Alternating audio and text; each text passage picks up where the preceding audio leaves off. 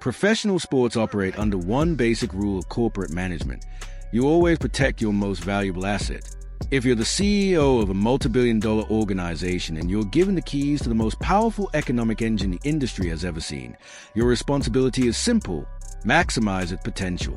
You build the right system around it, remove every obstacle, and shut down any attempt by rivals or insecure insiders to undermine it.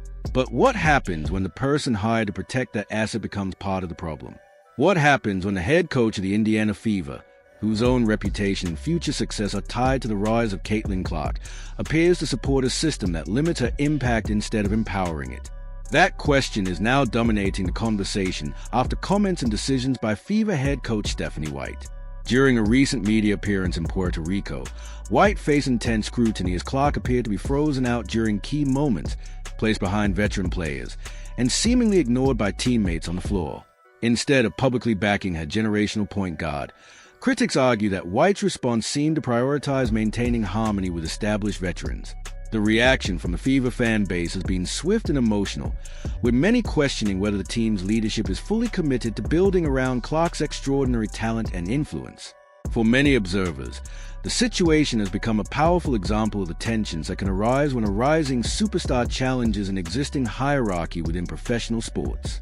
Our player of the Indiana Fever and the face of the league, Caitlyn Clark. What do you think? Of course she didn't. She never does, and this is why we don't believe she is the coach for Caitlyn Clark. The way that she just backed them, benching her, not passing her the ball, all of this stuff, it is ridiculous. We got to get into it. Many fans are now asking the same question.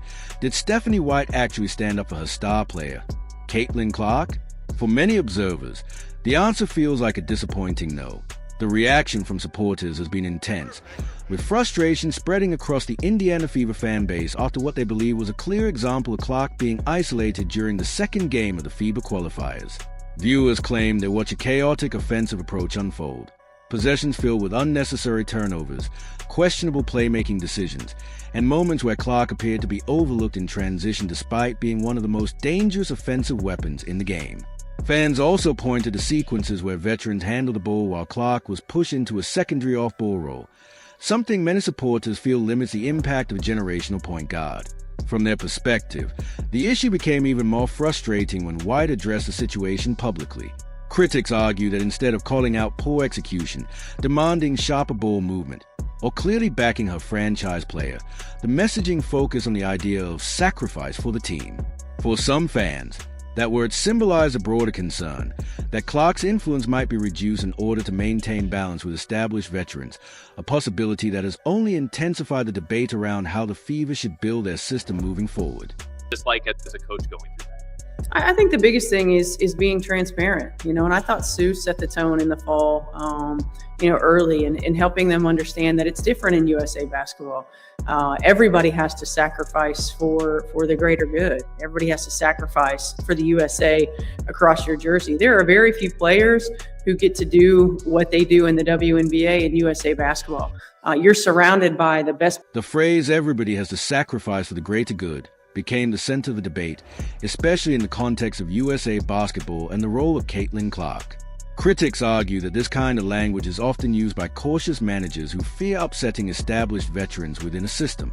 In many organizations, when a highly productive young talent arrives and quickly outperforms others, insecure leadership may ask that person to sacrifice, to slow down, share the spotlight, or reduce their output so that the existing hierarchy remain comfortable.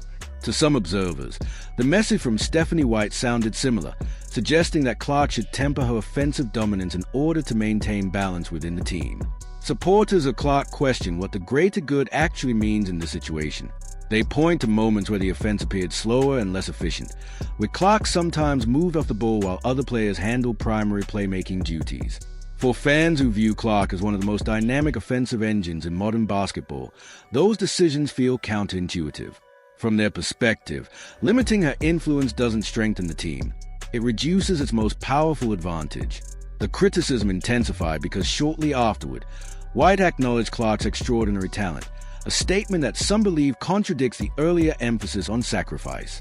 That contrast has fueled an ongoing debate about whether the current approach truly maximizes Clark's abilities or primarily preserves the existing hierarchy within the program. How she's played so far and the ability to get to coach her here. I thought she's been great. I think she really set the tone with her facilitating in game one. I mean, she's one of the greatest passers that the game has ever seen. And, now she's got so many weapons, on the floor and finding her way and, seeing what each player, what their strengths are, how to put them in positions to be successful. I thought she shot the ball well in game one. During the same discussion, Stephanie White also acknowledged something that many fans already believe about Caitlyn Clark, that she is one of the greatest passers the game has ever seen. That admission immediately sparked debate among viewers and analysts. For many supporters, the logic seems simple. If a team has a player with elite, generational playmaking ability, the most effective strategy would normally be to place the ball in that player's hands as often as possible and structure the offense around their vision and passing. Instead of asking that player to reduce their touches, critics argue the system should encourage teammates to move, create space, and capitalize on the opportunities created by that playmaker. This is why some fans see a contradiction in the messaging. On one hand, White openly praised Clark's extraordinary passing ability. On the other, viewers felt the on-court approach sometimes placed Clark in off-ball roles or reduced her involvement in initiating plays. That contrast has fueled the perception among certain fans that the team isn't fully maximizing its most dynamic offensive weapon. When questions arose about the offense struggling during the second game, White also pointed to the strength of the opposing team as a factor. However, for many supporters, the core discussion remains the same. If Clark's playmaking is as historic as acknowledged, should the offensive system be built more consistently around her strengths? Good. I thought she was good on the defensive end of the floor as well. Game two was a little bit different in the way that Puerto Rico came out with their pressure and being a little bit more disruptive. And we've got to be able to play different styles. She's going to have to be able to see different things. And at the same time, I think she showed why she's elite. And she adjusts. She played with great pace. I thought she looked really good, playing a back-to-back. After the second game, Stephanie White explained that the matchup felt different because Puerto Rico came out with aggressive pressure and a disruptive defensive approach. She noted that Caitlyn Clark still played with good pace and looked strong overall. However, many critics and fans interpreted this explanation as a form of managerial deflection. While Puerto Rico's effort and intensity earned respect, observers pointed out the clear talent gap between the rosters. USA Basketball fields a lineup filled with elite professional athletes, widely considered among the best players in the world, which led some fans to question why the offense appeared stagnant at times during the game. According to those critics, the issue wasn't simply Puerto Rico's defensive pressure, but rather how the offense functioned internally. They argue that zone defenses are often vulnerable to quick ball movement, court vision, and accurate cross-court passing, skills that Clark has built her reputation on. Because of that, some viewers felt the most effective strategy would have been to place the ball in Clark's hands more consistently to break down the defense. Instead, they perceived stretches where the offense slowed into half-court possessions that played directly into the opposing defensive setup. Supporters also believe White understands Clark's strengths as a playmaker, but publicly emphasizing those internal dynamics could risk creating tension with established veterans. This perception has led to growing concern among Indiana Fever fans, who spend the offseason hopeful that White would design a fast and attention to detail and the difference between, winning gold medals and positioning ourselves, not just in this tournament, but as we think forward to the World Cup. We want to grow. We've got a lot of new faces. We've got a lot of young players, and it takes a different level, even a different level than it takes in the WNBA when you're playing against the best players in the world on a nightly basis. And in her remarks, Stephanie White emphasized that competing with USA Basketball requires players to reach an even higher level because they face the best talent in the world every night, adding that the staff wants to continue seeing positive growth.